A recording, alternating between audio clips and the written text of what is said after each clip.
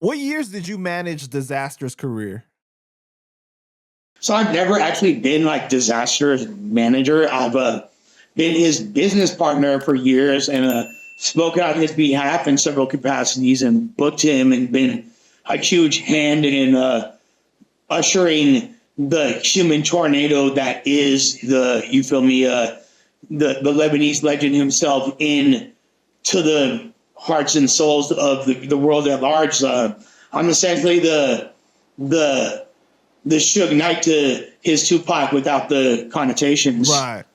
But you were like there for like everything, obviously. So like you know about every controversy, every situation pretty much. Yeah, I was a part of him. Yeah. It started with me battling him in 2007, and then then I called him. He was in Beirut in 2008, and he came back and battled the Source on Grind Time, and he's been on a tear through there since, battling Cannabis to the Math Hoffa incident to Cassidy to being the most internationally recognized battle rapper of all time to battling in several languages, his entire trajectory. Yeah. Yeah. Shouts to my brother. He's more like a brother to me. You feel me? Like I could never say he's my artist. He's definitely my son. Like, you feel me? He's my kid. Like, he's my brother of your show.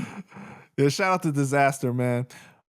So I want to. But call him right now. He'd be like, "Fuck you." That's my brother. Like, yo, you guys still close to this day? Of course. Yeah. That's cool, man.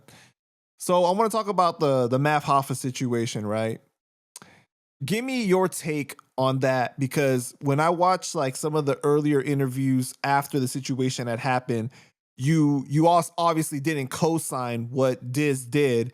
But then I didn't know if you had to do that. You had to publicly come out and say that just for legalities.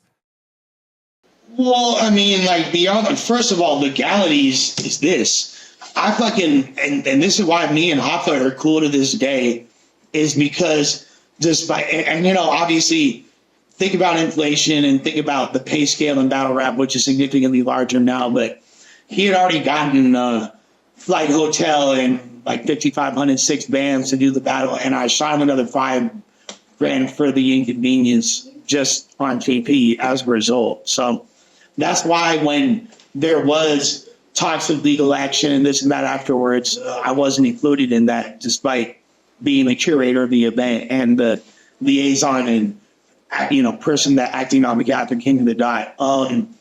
As far as me saying that, like, obviously it's a fucked up thing that happened. No, it's like the last thing that should have happened, and it's janky that that Math Hoffa went to a battle rap event essentially feeling free and ready to perform, and Diz, to be honest with you, he did not. It wasn't a premeditated thing. He didn't go there with that in mind, but the confidence, energy that had been created between the two of them before, which when you harness, is perfect for a rap battle, but just kind of got a little bit out of hand, and then the mayhem that ensued.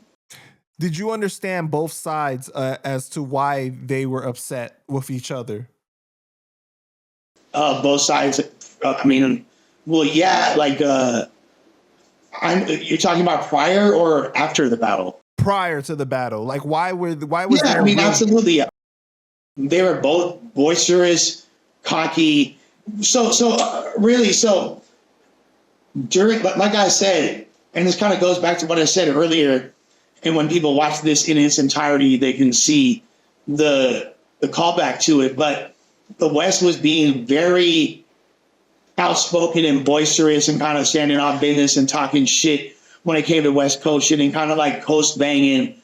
So when Diz went out there and battled Swave Seva and he kind of got into it with Hollow, there was contentious energy, and Matt low-key pressed him. He got up on him and shit, and it was on some other shit. And then Diz kind of carried that with him, and then whatever happened is total slaughter afterwards, and then the energy that they had and the shit talking. It was kind of, so I understood why Diz felt like he needed that 1,000%. But then I also feel like, obviously Math Hoffa. Also, keeping in mind, Math Hoffa had already hit Dose and Serious Jones in rap battles. So there's like this kind of just aura of danger anytime Math is in a battle because he's already done it twice, and then it kind of is He kind of the. played the bully I, role. I was also pretty heavy ecstasy. I was on a lot of Molly when that happened, and I saw like I could literally saw the space time continuum warp in front of me.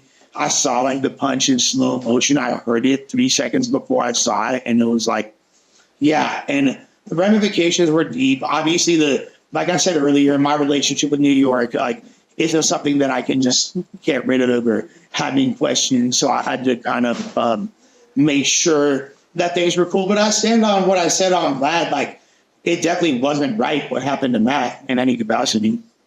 Okay. And was there really going to be a fight, a celebrity boxing match or whatever after that? I mean, several people have attempted to do that, but never make it past like the securing budget / legislation phase. So I've heard a million great ideas, as we all have, like, wouldn't it be great if Nas and AZ just did an album right now? Like, you feel me? Like, it's called Life's a Bitch, and it was, like a firm collab album, and Pete Rock and Primo and Large Profession and all the beats. Like, you got fucking $5 million. You feel me? Right.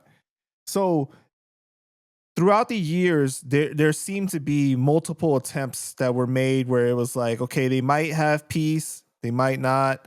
And then like there's this interview, it seems like everything's okay, and then there's not. And like there's this post. And was there ever a time where it was really close to like they were cool with each other again after that?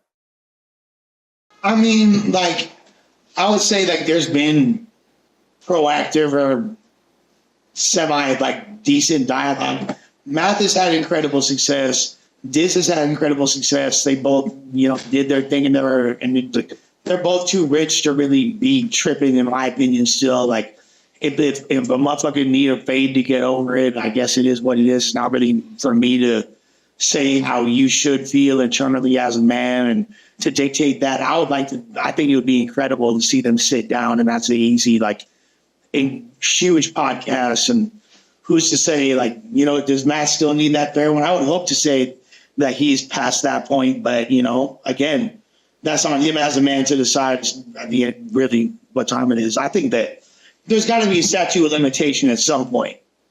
This ain't fucking Princess Bride. You killed my father, prepare to die. Like, come on, bro. Like, at what point do we gotta you gotta hang up the saber? Because we're talking over a decade now, right? It was in 2014, correct? Yeah. Yeah. So wow, okay.